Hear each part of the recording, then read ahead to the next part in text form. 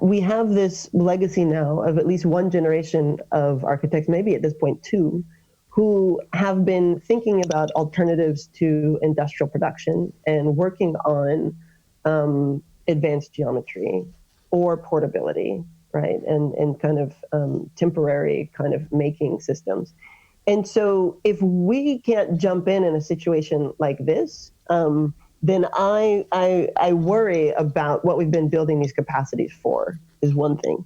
The second thing is that in this century, it seems to be that we will always be in some mode of crisis, right? Whether it's the crisis of the Anthropocene or some form of racial justice or economic inequality or some other version of a combination of all of these things and their aftermaths.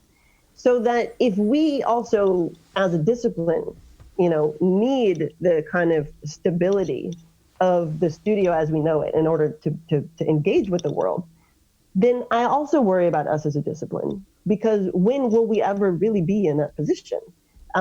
Except when we have kind of cornered ourselves off from most of the realities of the world.